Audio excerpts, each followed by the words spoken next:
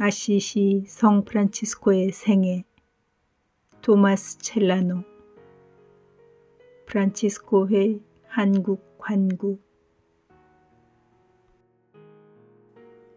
제2생애 제2부. 가난한 자매들 회칙. 제155장.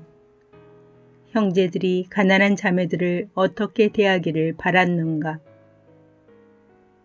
세상에 있는 건물보다 훨씬 고귀한 건물인 그의 영적인 건물에 관한 일을 그저 지나치고 마는 것은 바람직하지가 못하다. 복되신 프란치스코는 성령의 인도 아래 천상 도시를 늘리기 위해 물질적인 건물을 수리한 다음에 바로 거기에 영적인 건물의 기틀을 세웠다. 그리스도께서 십자가의 나무에서 듣는 이의 마음을 두려움과 슬픔으로 채울 만큼 어미롭게 말씀하신 그 내용을 허물어져 없어질 성당 하나를 수리하라는 뜻이었다고 생각해서는 안 될 것이다. 그러나 성령께서 먼저 예언하신 바와 같이 거룩한 동정녀 수도회가 거기에 세워지게 되어 있었다. 이들은 마치 광택이 나는 살아있는 돌무더기처럼 어느 날 천상의 집을 복원하기 위하여 천국으로 불리어 갈 것이다. 실로 이 세상 각처에서 그리스도의 동정녀들이 몰려들기 시작하였고 그들은 극단적인 가난을 지키고 온갖 덕행들로 자신들을 치장함으로써 완덕의 생활을 서원하였다. 사부님의 발길이 차츰 뜸해졌지만 그럼에도 사부님은 성령 안에서 그들을 보살피는 정은 여전하였다. 가장 높은 덕을 보여주는 여러 징표에 의해서 자매들에게 이제 시험이 끝났다는 것을 성인이 알았을 때, 그리고 그리스도를 위해서 모든 희생을 바칠 준비가 되어 있고 그리스도의 거룩한 계명에서 떠나기를 바라는 일이 없이 모든 어려움을 견딜 준비가 되어 있다는 것을 알았을 때 성인은 그 동정녀들과 앞으로 들어와 같은 생활로 가난을 서원할 동정녀들에게 자신과 형제들이 언제나 도움과 충고를 아끼지 않겠노라고 굳게 약속하였다. 그는 살아있을 때 이 약속을 충실히 지켰고 죽음이 다가올 때 형제들에게 그 약속을 충실히 지킬 것을 명했다. 이 세상으로부터 형제들과 가난한 자매들을 끌어낸 것은 한 가지 영이며 같은 영이었다고 그는 말하였다. 때때로 형제들이 프란치스코가 그리스도의 거룩한 여종들을 자주 방문하지 않는 것을 이상하게 생각하고 있을 때 그가 말하였다. 사랑하는 형제들, 내가 그들을 온전히 사랑하지 않는다고 생각지 마시오. 그리스도 안에서 그들을 길러내는 것이 잘못이라면 그들을 그리스도와 하나로 묶어준 일은 더 큰 잘못이 아니었겠습니까? 사실 그러한 부름을 받지 않는다고 해서 잘못된 것은 아닙니다. 그러나 불리운 자들을 보살피지 않는 일은 가장 인자롭지 못한 짓입니다. 그러나 내가 이렇게 여러분에게 한 것은 여러분도 그대로 하라고 본을 보여주는 것입니다. 나는 어떤 형제도 자기 마음대로 자신을 내놓아 그들을 방문하기를 바라지 않습니다. 뜻도 없고 하기도 싫은 그런 형제들만이 그런 일을 하기를 나는 명합니다. 그러한 형제들은 영적인 사람이어야 하며 수도 생활을 오랜 기간에 걸쳐 보람되게 한 사람이어야 합니다. 제156장. 마음대로 수녀원에 간 형제들을 심하게 꾸짖음. 어느 수녀원에서 완전한 생활을 하고 있는 두 딸을 둔 형제 하나가 사부님의 작은 선물을 들고 성인을 대신해서 그곳에 가겠다고 말하였다.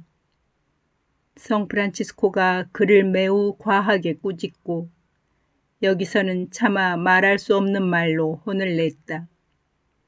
그렇게 하고 나서 가지 않겠다고 하였지만 끝까지 완강하게 고집하지는 않은 다른 형제에게 자기의 작은 선물을 들려보냈다. 또 한 형제가 어느 겨울날 수녀들을 안쓰러워하는 마음에서 성인께서 그러한 방문에 엄격하다는 것을 모르고 수녀원에 갔다.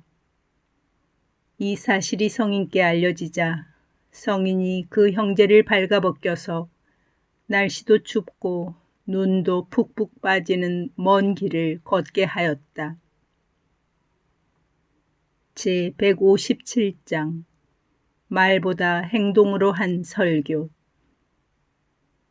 그가 성 다미아노 성당에 잠시 머물러 있을 때 그의 총대리가 하느님의 말씀을 그의 딸들에게 전할 것을 그에게 여러 차례 간언하였다.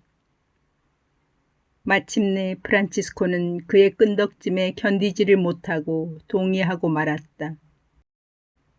그 자매들이 하느님의 말씀을 듣기 위하여 의뢰하던 대로 모이기는 했지만 그들의 사부님이 몹시 보고 싶어 모이기도 하였다. 프란치스코는 그의 마음이 늘 머물러 있는 하늘로 눈을 향하고 그리스도께 기도하기 시작하였다.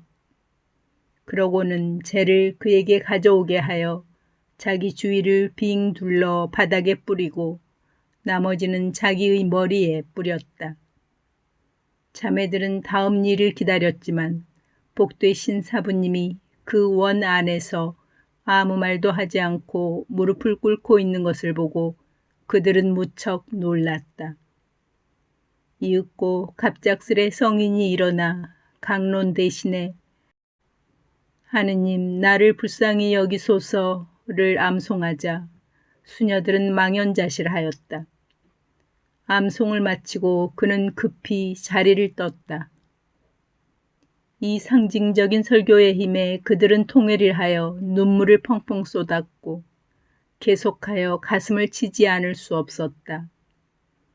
그의 행동으로 그는 자매들에게 자신들을 죄로 여겨야 한다고 가르쳤고 그들에 대한 성인의 관심으로 말할진대 이러한 생각에 들어맞는 것 외에는 달리 품는 마음이 도무지 없음을 가르쳤다. 그가 거룩한 자매들에게 하는 행동은 이런 식이었다. 그의 방문은 강요된 것이었고 또한 드물었다. 바로 이것이 모든 형제들에게 바라는 그의 원이었다. 자매들도 섬기는 그리스도를 위하여 형제들이 자매들에게 봉사하기를 성인께서도 원했지만 마치 날개 달린 새들이 그들 앞에 처진 덫을 항상 조심하듯이 그렇게 자매들을 조심하라고 일렀다. 제158장 복되신 프란치스코가 회칙을 권고한 내용과 회칙을 소지한 형제. 프란치스코는 서원과 회칙에 열중하였고 그것에 열성적인 형제들에게는 특별한 축복으로 강복을 내렸다. 그는 회칙을 생명의 책이라고 불렀고 구원의 희망, 복음의 핵심, 완덕의 길, 낙원에 이르는 열쇠, 영원한 약속의 계약이라고 불렀다. 그는 모든 형제들이 이것을 소지하기를 바랐고 누구나 이것을 알고 있기를 바랐으며 고달플 때 위로를 주며 자신들이 한 수도 소원을 일깨우도록 하기 위해서 그 회칙이 누구에게나 마음에서 들려오기를 바랐다. 그들이 마땅히 해야 할 생활을 생각나게 하기 위해서 언제나 그들의 눈앞에 이것을 간직하기를 바랐으며 더더욱이 이 회칙을 손에 쥐고 죽기를 바랐다. 이러한 가르침을 마음에 새긴 어느 형제 하나가 우리가 알기로는 순교자 중의 하나로 공경을 받아 마땅한 형제인데 영광의 승리의 월계관을 받았다. 그가 사라세닌들에게 순교당하러 끌려갈 때 그는 손에 회칙을 쥐고 겸손하게 무릎을 꿇어 그의 동료에게 말하였다. 나는 전능하신 하느님의 대전에서 그리고 형제 앞에서 이 거룩한 회칙을 거슬러 행한 모든 잘못들을 고백합니다. 단칼이 이 짧은 고백의 뒤를 따랐다. 그리고 그의 생애를 순교로 끝마치게 되었다. 그 후 그는 기적들과 놀라운 일들로 이름이 퍼졌다.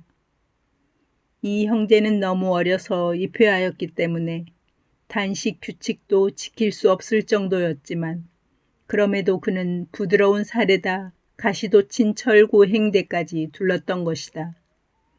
복되게 시작하여 더욱 복되게 마친 행복한 젊은이여.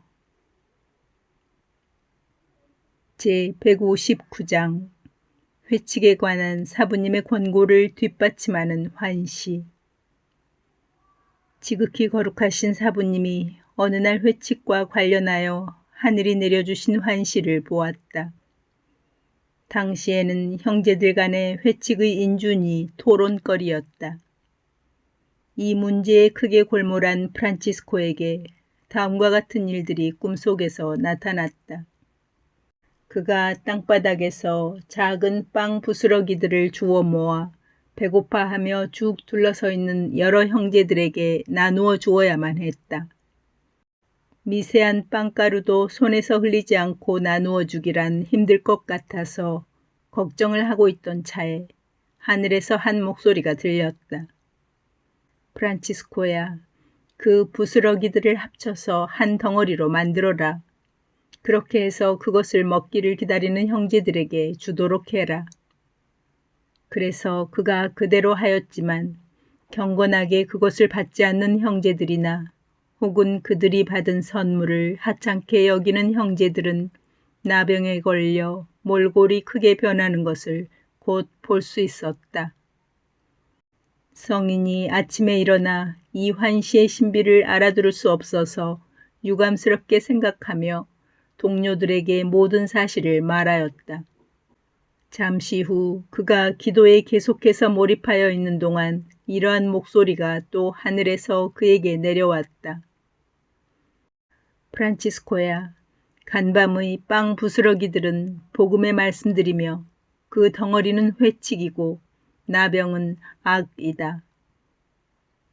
당시의 형제들은 회칙에서 명시한 것을 그 이상으로 지키려고 할 만큼 자기들이 서약한 회칙에 충실하기가 힘들다든가 가혹하다고 생각하지 않았다. 사랑의 충동이 더 큰 일들을 하도록 재촉하는 곳에서는 게으르다든가 나태한 면은 찾을 수 없는 것이다. 성 프란치스코의 질병. 제160장. 몸을 돌보는 일에 관하여 어느 형제와 대화를 나눔. 하느님의 사신인 프란치스코는 헤아릴 수 없는 수고와 함께 중병들을 견디면서 그리스도의 발자취를 따라 걸었으며 그가 완벽하게 시작한 것을 더더욱 완벽한 끝으로 이끌 때까지 발길을 돌리지 않았다. 비록 나약해지고 육신이 완전히 못쓰게 되어도 그는 절대로 완덕의 추구를 멈추지 않았으며 엄격한 기율을 자신에게 느슨히 풀어주는 일이 결코 없었다. 아무리 그의 몸이 쇠잔해도 그의 양심이 이를 허락하지를 않아서 그에게는 잠깐의 육신의 이완도 있을 수 없었다. 그러다가 인간의 힘에 너무 겨운 일이라서 어쩌는 수 없이 마음은 내키지 않았지만 그의 불편한 몸에게 고통을 덜도록 치료를 하여 몸을 편하게 하지 않을 수 없었을 때 그는 늘 적절한 답을 주는 형제로 믿고 있는 어느 형제에게 인자하게 물었다. 나의 가장 사랑하는 아들이여, 내가 몸을 돌보는 것이 이렇게도 양심에 부대끼니 이 일을 당신은 어떻게 생각합니까? 내가 너무 나의 병든 몸을 아끼지 않나 두렵기도 하고 세심한 치료의 도움을 받아 거기에서 빠져나오려고 안달하는 것이 아닌가 두렵기도 합니다. 실은 식욕과 음식 맛을 잃은 지가 오래되었기 때문에 지병으로 쇠약해진 나의 육신은 좋은 것을 취한다 해도 이를 그리 달가워하지 않습니다. 주님께서 그에게 주신 그의 계진을 알아듣고 나서 그 아들이 아버지께 공손히 답하였다. 사부님, 당신의 육신이 당신의 명령에 복종했다면 얼마만큼이나 애써 복종했는지 저에게 말해 주실 수 있겠습니까? 그가 대답하였다. 아들이여, 만사에서 육신은 순종적이었습니다. 내가 그 증인입니다. 육신은 조금도 몸을 사리지 않았습니다. 나의 온갖 명령에 앞뒤를 가리지 않고 매진하여 순종하였습니다. 육신은 명령받은 것을 실행할 수만 있으면 고역도 피하지를 않았으며 불편함을 마다하지 않았습니다. 이렇게 주님이신 그리스도를 조건 없이 따르는 데에 있어서 나와 육신은 하나가 되었습니다. 그 형제가 말하였다. 그렇다면 사부님, 당신의 관대함은 무엇이며 자애는 무엇이고 아량은 무엇입니까? 필요할 때는 호의를 받아들이면서 보답해야 할 때는 모른 척하는 것이 믿음 깊은 사람이 하는 보답입니까? 지금까지 당신이 당신의 주님이신 그리스도를 섬기는 데 육신의 도움 없이 한 일이 무엇이 있습니까? 듣고 보니 당신 말대로 당신의 육신은 위험을 무릅쓰고 모든 것을 바친 것 같은데요. 사부님이 말하였다. 아들이여, 그것이 사실임을 고백합니다. 그러자 아들이 말하였다. 목숨을 내걸고 한 생명을 바쳐온 믿을 만한 친구가 이렇게 대단한 어려움에 있는데도 당신은 그를 저버리니 이것이 올바른 처사입니까? 사부님, 주님을 거역하여 죄를 짓지 않으시려거든 괴로워하는 자의 위로이고 지팡이인 당신으로서 이래서는 안 됩니다. 그가 말하였다. 오리무중에 있던 나에게 이렇게 유익한 약을 잘 처방하여 내놓으니 아들이여 복 받으십시오. 그리고 그는 그의 육신에게 즐겁게 말하기 시작하였다. 육신 형제여 기뻐하십시오. 그리고 나를 용서하시오. 보시오. 이제 당신의 원을 기쁘게 채워주겠습니다. 당신의 하소연에 그때그때 대처하겠습니다. 그러나 이미 탈진해버린 그의 육신이 이 시점에서 즐거워할 일이 무엇이 있었겠는가. 모두 무너져 내린 것을 이제 와서 무엇으로 지탱할 수 있었겠는가. 프란치스코는 세상에 대해서 죽었고 그리하여 그리스도께서 그 안에서 살고 있었다. 지상의 모든 향락은 그에게는 하나의 십자가였다. 왜냐하면 그는 그의 가슴에 뿌리를 내린 그리스도의 십자가를 지고 갔기 때문이다. 그 십자가가 내적으로 깊이 뿌리를 내려 마음에서 발아하였기 때문에 성흔이 그의 살에서 외적으로 빛을 발했다.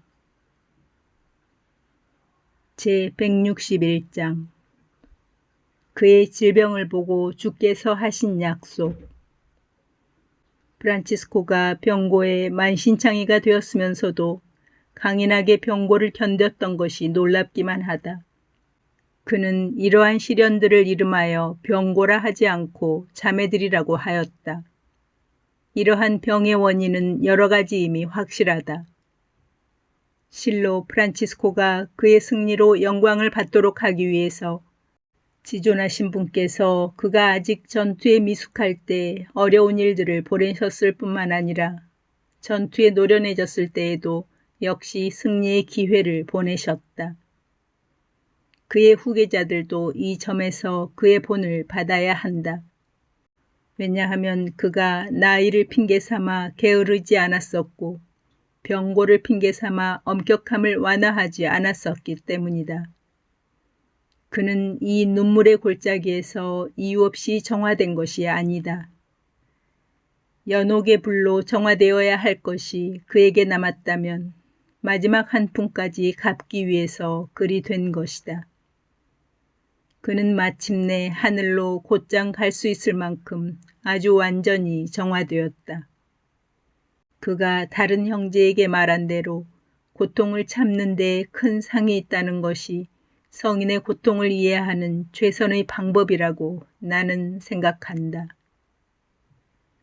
어느 날 밤 그가 여러 질병들의 혹심한 고통으로 보통 때보다 더 기진하였을 때 프란치스코는 마음 깊은 곳에서 자신을 가엾이 여기기 시작하였다.